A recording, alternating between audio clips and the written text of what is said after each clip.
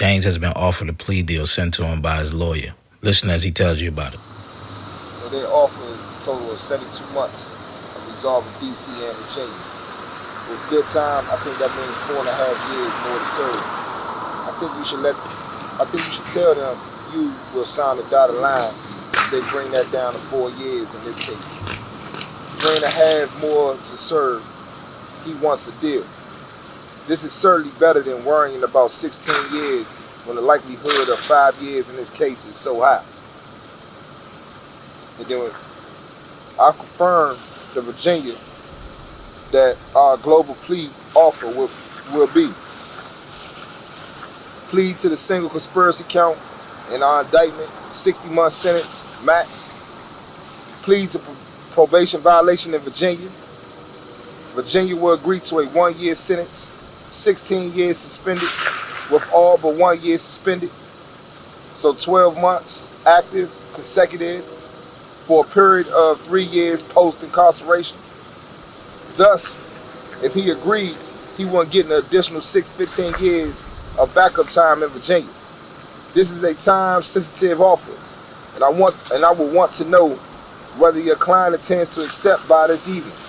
If possible, if you need more time, I'm happy to extend, but I'd like to get an idea so I can prepare formal plea paperwork accordingly. Call me if you have any questions. That's from the prosecutor to my lawyer, y'all. I told them, no, I don't want that deal, man. Basically, it's a deal to 72 months. A plea to 72 months. That's what it is, man. I'm out here putting out posters, man. You know what I'm saying? Keeping a smile on my face, keeping everything copacetic, keeping everything, in a positive vibe and situation and energy. It's all good, so, That's the only plea that they gave you, or it was more to it? Nah, that's the only plea they gave me. Another plea that they tried to offer me was cooperation. Cooperation plea. They told me they'd pull out the whole red carpet for me and give my family somewhere to live and give me some money and just basically get them a slam dunk on a conviction that they do want, which is, somebody that's allegedly convicted or allegedly arrested for the biggest heroin bust in DC history that they keep relating my case to. They want me to, cooperate with them and testify against that individual, which is Linwood Douglas Thorne. And, what you tell them? Nah, I'm good, man. I'm not with the cooperation situation, you know what I mean? That's just not me, never been me, never will be me. And I don't have anything to give them anyway at the end of the day, so, that's just how that goes, man, and that's just the ways that the tactics that the feds use, man. They want to get you to snitch on someone else or cooperate with them on someone else to give them a conviction rate of a better conviction rate of 97%. So, I'm against that in all ways, man. So, yeah, I told him no.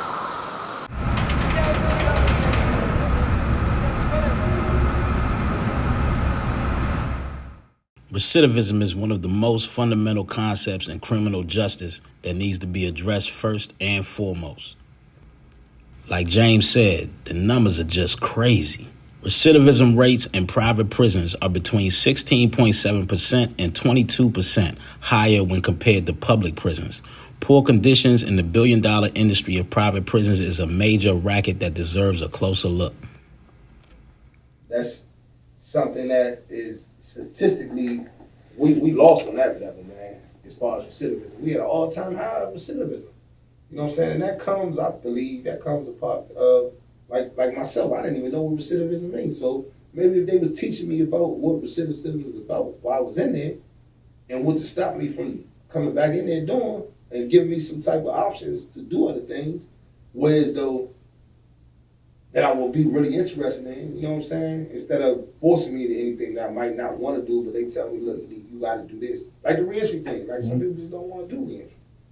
You know what I'm saying? They might want to do some type of entrepreneurship classes or something. Many believe that the police are part of a larger oppressive racist criminal justice system that is only interested in arresting young black men. The zero-tolerance attitude of many police departments is inconsistent with the view of the re-entry process, which are affecting our communities in a real bad way. These for-profit prisons encourage extended confinement, less security, healthcare cuts, and a lack of transparency. For-profit prisons rely upon incarceration to generate their revenue. So why would they want to provide rehabilitative programs to reduce recidivism? By me knowing what recidivism is now, by me being out now and knowing what it is about, getting more knowledge of recidivism while you're in there, I think that would help. I think that would help extremely. I couldn't believe the statistics. I couldn't believe it was that like 80% of us gonna come back. I just couldn't believe that number. I felt like I was part of the 80%. Like, damn, that's me. I guess I'm gonna have to come back to this shit. You know what I'm saying? Because some people, you know what I mean, they go back for the craziest things, and I was one of those guys that was eligible to come back with some crazy shit because I had so many years over my head. So I mean, any slip up, they could violate me, and I'm right back to where I started. You know what I'm saying? They could even come from a jaywalking charge. You know what I'm saying? Violation probation. You're going back. We're giving you 2 years on this tip. You know what I'm saying? A tip means you got something on you violation, but it might be a minor violation. But we need 2 years out of you for that. So when did you make up your mind, and when did you decide that you weren't going to be one of that 87% that it is, or 80 whatever percent it is, part of the recidivism? What made you decide that, and when did you decide that I'm not going to be that statistic? I decided while I was doing my bid. While I was locked up, and I saw how I was treated, man, after all the things I've done, and all the money I made from selling drugs, and all the stuff that I did in my life, and now I'm sitting here with none of that crime or fame or none of that stuff no more, and I'm doing this time by myself and my family being affected by it. That made me say, man, I ain't with that right now, man. That ain't what I'm on. You know what I'm saying? That's the whole time I was saying while I was in there. You know what I'm saying? Any dudes, usually, this is the thing too, usually the guys that participate in any type of criminal activity while they're in there, 9 times out of 10 will come home doing the same thing. You know what I'm saying? So by me not drinking no hooch, not smoking no weed, no K2, no type of drugs, that helped me not be on that when I came home. Because that just wasn't what I did. You made a change before you even got out. Exactly. You know what I'm saying? I understood that, you know, I made a mistake. And by me making a mistake, that I had to deal with it, and these are the consequences that come with it. And those consequences that came with it, you know what I'm saying, I knew I had to deal with, but I wasn't with accepting that this just gonna be me forever. Because now, since I'm a felon, I'm a convicted felon, now I just gotta live this prison life and have this prison mentality forever. As soon as you get locked up, you are on the plea bargain clock. They play on your need to get out. They ask you what happened. But if you're innocent, you don't know what happened. So you can go to trial with 97% chance of going to jail or accept the plea. Majority will accept the plea deal. Those that were later exonerated from manslaughter to drug crimes all pled guilty. James has not been happy with the representation that he's been getting from his public defender. So he is thinking about making a change and seeking out his own counsel. It's a beautiful day, man. Today I actually fired, or at least put a bug in his ear and let him know that it's time for him to withdraw from my case, which is the court-appointed lawyer, pro bono lawyer that they gave me since my case started. I'm going to speak this out and let y'all know what I said to him. Dear Mr. P, I reached a point where I'm making a decision to terminate attorney-client communication for the following reasons. You have seemed to undermine any trust and confidence that I could have in your representation of me. I get the impression that you are pursuing what's best for the government by urging me to cooperate with the government. That just don't sit right with me. I simply can't proceed further with you as counsel. I can't trust you, nor do I have confidence in your skills to provide adequate legal representation amongst other things that I factored into my decision making to end attorney-client communications. I'm requesting that you remove yourself from this case so that I can seek new counsel. In the event I find that you were selling me out to the government which is what I suspect you were doing, I will be filing a complaint to bar counsel against you. You and I have nothing further to discuss beyond this point. Please remove yourself ASAP. Thank you. Send that to the lawyer today, man. I feel like he ain't in my best interest. And you know, actions is way bigger than words. And I had to make a statement today with that to let them know how I really feel. So I ask all you all, whoever out there fighting their cases, man, got a lawyer that they really don't feel, and their gut feeling telling them they ain't on their side, get rid of their ass, man. That's simple, man. Sometimes the enemy can be close, so you got to make sure you're aware of that. So we're going to go with that. We're about to start a new council. Reach out, I would say, committee or whatever we want to call it. We reaching out, we trying to recruit a new council, and we're gonna go from there, man. Hopefully the next council of a lawyer is somebody that understands why we fighting for what we fighting for my innocence, and allow, you know, me to be able to have a fair trial. That's important, man. A lot of guys and females, you know, they hear all these numbers. And they take these plea agreements where when you lose all your appeal rights, and you know, it's just a sad thing, man. They be innocent, but you know, they hear all these numbers that they be thrown at them. So yeah, man, that's what it is, man. See y'all next time, and yeah, mark this day, mark my word. We gonna get through it all, man. We gonna get through it all, man. You know what I'm saying? That's just what it is. Incarcerated lives matter. Now.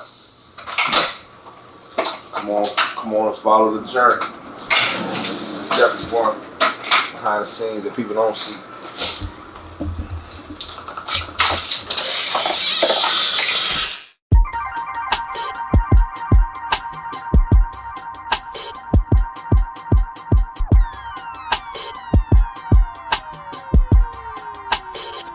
Have mercy on me, oh Lord.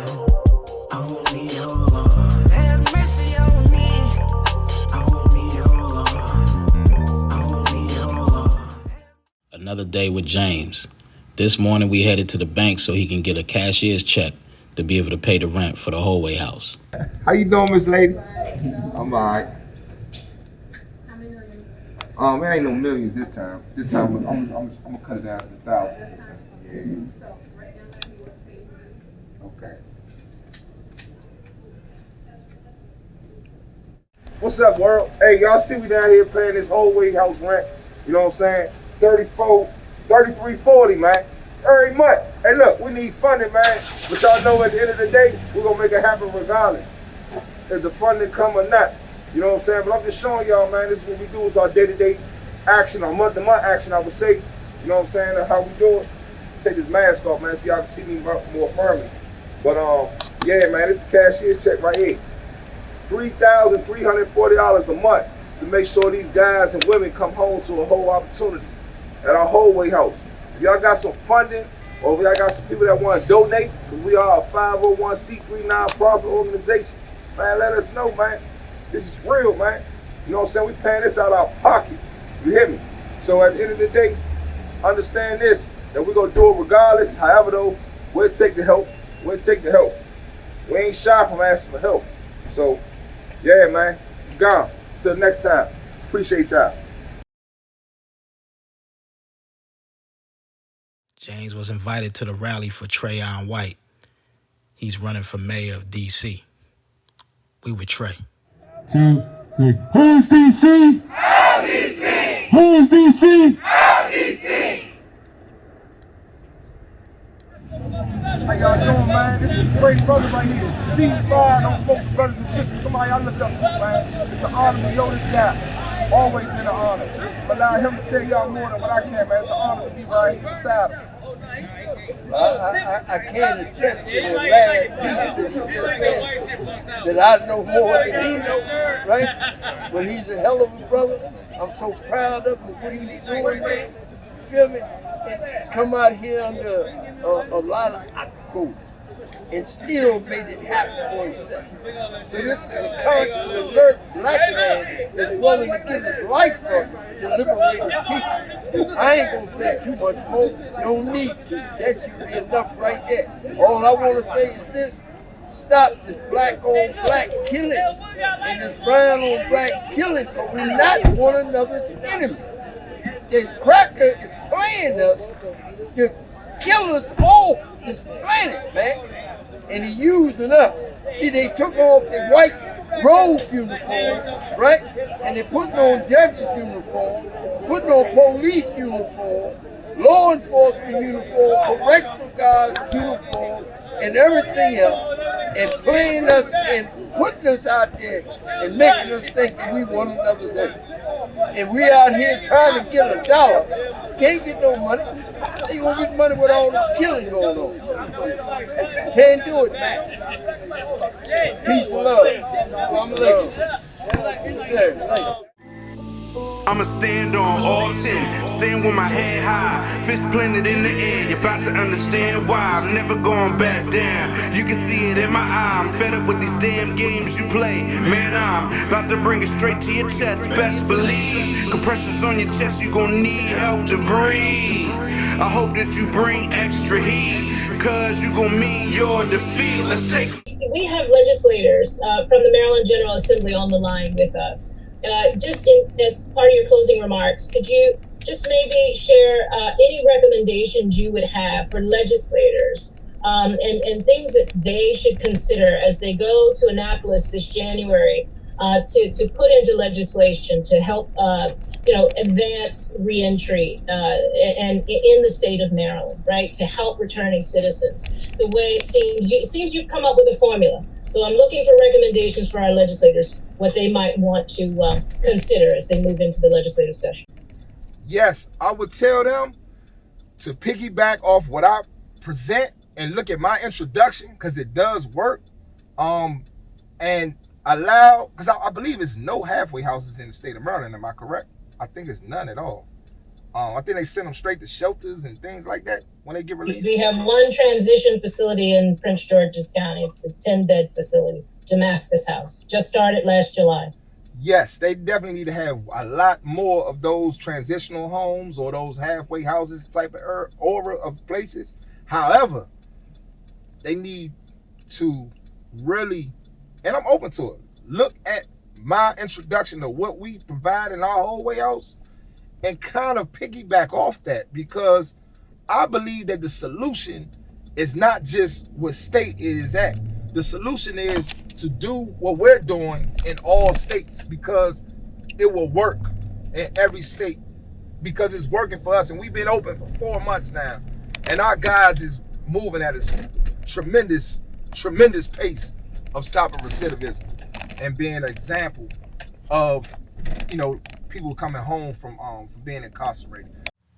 It was April 30th, 2020, when Hope Village, the last standing halfway house in the D.C. area, was shut down. Hope Village has been around since 1978, and according to the Bureau of Prisons, in less than 3 weeks, it will close its doors. An attorney representing the men who live there say many of the 200 residents are eligible for home confinement, and he feels that's where they should be in order to protect themselves and the community. If they take away the halfway house, they're going to take away a lot of families' chances to better themselves. Now, some people say, oh, I don't want you in my neighborhood. But the person in your neighborhood now can do better if they had their daddy. Outside Hope Village's 31 men loaded up on charter buses to Baltimore. The men were leaving the halfway house in Southeast. The facility is set to close in a matter of days, but with no home of their own, these men were being sent to another halfway house 42 miles away. In the meantime, the protests continue. Residents outside the near-empty facility today still putting pressure on the BOP and Hope Village. But come Thursday, the doors will close for good on the controversial facility. And the question remains, what happens next? And I asked the BOP just that. What happens next? When will the men in Baltimore come back to D.C.? And what happens to the men leaving prison if there is no halfway house in city limits? A BOP spokesperson could not answer those questions, only reiterating, quote, the BOP continues to explore options to provide services following April 30th. A lot of lip service was given to how they was going to replace Hope Village and how they had a place over here and over there, but still no place to this day. This is the site of the old D.C. Eagle nightclub. The Federal Bureau of Prisons says it's found a contractor who will turn this site into a new transition home for thousands of convicted felons in the district as they come back to the district. There isn't one right now, so that solves a problem, but community leaders say it creates a whole lot more. Gone are the days when Mayor Marion Barry would stand up for the uncounted. Mr. Chairman, how do you explain the fact that Mr. Graham is the only white member of the council supporting this bill? Just seconds after a vote on a bill to help those with criminal records easily gain employment and housing, the discussion in the city council chambers turned testy, with Marion Barry all but calling half his colleagues racist. If you don't tell me along racial lines, then you must not be able to count, which you can. That's BS. As Barry's bill was voted down, tensions rose as the Ward 8 councilman promised to, quote, continue on the warpath against anyone that opposes this bill. Tonight, I'm not sure if many realize the role that gentrification played in all of this. A lot of people sometimes think of gentrification as this process where the artists show up into a neighborhood and then the hip coffee shops show up into the neighborhood. But it's not really like that. It is a deliberate process by developers to extract money out of the neighborhoods, facilitated by the government. People should realize how it really works and that it's not just this kind of process that just happens, right? Because these new businesses or this new, artsy folks move into the city. It doesn't happen like that. It is deliberate. Ron Moten, a community leader in Ward 8, site of the former Hope Village, says halfway houses have historically pitted some wards of D.C. against others and against returning citizens. No matter what community this goes into, you're going to have a few people who are going to say, not in my backyard. But in this day and time, when we say Black Lives Matter, the not in my backyard syndrome has to leave. There was another fight going on in D.C. at the time due to gentrification. What? They trying to mute what? Moved in, they trying to cut my music off. We just went through this 10 years ago with Club 1919, and now they trying to close down all the black establishments, including DC Soul Food, man, at the Marineburgs, man. Me and Nat about to meet up with you, man. We gonna get this petition going, and we gonna shut them down. Come holler at me, brother. All right, I'm on my way, bro. This is it. Gentrification is cultural genocide. Don't Mute DC was the campaign slogan at the time to fight those that were newcomers to the city trying to end the go-go music that was homegrown to DC. Well, the Don't Mute DC protests took on more than just the go-go music. They also took on what was going on at Hope Village, and they were fighting for the returning citizens to have a halfway house in the city. A lot of my students' parents is in them halfway houses, and they tell me how they miss their parent and how it's convenient for them to be able to go to them places. We try to make sure that things that push us out, things that don't give us a second chance, are eliminated. Just over a year after Hope Village was shut down, James Hutchings opened the world's first whole-way house. Something more than a halfway house, because they don't do nothing halfway. Obviously, there was a political decision that was made that there will be no more halfway houses in D.C. So James coming along and providing not just a halfway house, but a whole-way house, I'm sure that ruffled some feathers. Now, the 2016 report by the Nonpartisan Council for Court Excellence found that men who violated the halfway house rules were being sent to Piedmont Regional Jail in Virginia, which is 174 miles from D.C., and then later on they would be found guilty at the Hope Village hearings, which they were not even there for. Hope Village was also criticized by many for its effectiveness at doing the job that the Bureau of Prisons had even assigned them to do, providing unemployment, counseling, job placement, financial management assistance, and other programs and services. Now, these are all the programs that James provides at his whole-way house. To understand why the future of DC's halfway house is in the hands of the federal government, You have to go back to 1997 when Congress passed the National Capital Revitalization and Self-Government Improvement Act, which gave control of DC's criminal justice system over to the federal government.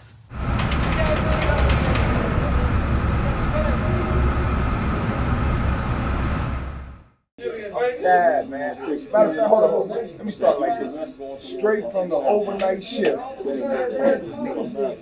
a 2:30 transportation contract we got with my transportation company. And then down to the barbershop. Then to my son football practice. No. Then we gotta go pick up a client, gotta take her to Baltimore. Then we gotta pick my son up for practice. And then tomorrow morning we gotta go right back to DC school. Take the same soccer team to a game in the morning. Then I gotta be at my son football game. Man, I don't know, man. It's just so much, man. Y'all see what it is, man. The documentary is real. All this is got done. GPS on my leg. James had a busy week, but not just from work, but also dealing with changing lawyers. The judge unconstitutionally denied James his right to change legal counsel, stating that he was trying to manipulate her courtroom. She even stated confidently that she did not believe he would be able to get a lawyer to represent him. But James had every right within the law to replace his public defender if he lost faith or confidence in him to represent him effectively. Under Supreme Court case law, the Sixth Amendment right to counsel specifically requires that each and every adult who cannot afford to hire a lawyer at prevailing compensation rates in his jurisdiction must be given a qualified and trained lawyer. So basically, the public defender is for those who cannot afford an outside lawyer or a private lawyer. They try to unconstitutionally, man, look, I raised all the money. I raised up $25,000 for a $40,000 rate. The judge denied my motions to withdraw my counsel that they appointed me to hire my new counsel. She said I'm trying to manipulate her courtroom. Hey, man. So I'm going through appeals right now. And I just got a text from the public appeals office. They want me to come in court Monday to speak on this situation. Some of these obstacles that James is dealing with, and many others like him, male or female, is just a trickle-down effect of the prison industrial complex. What we now call the prison industrial complex. And as you probably know, 1 out of every 100 adults in the U.S. is behind bars. 1 out of every 31 adults in the United States of America is in some way under the control of the criminal justice system. And this certainly is a legacy of slavery.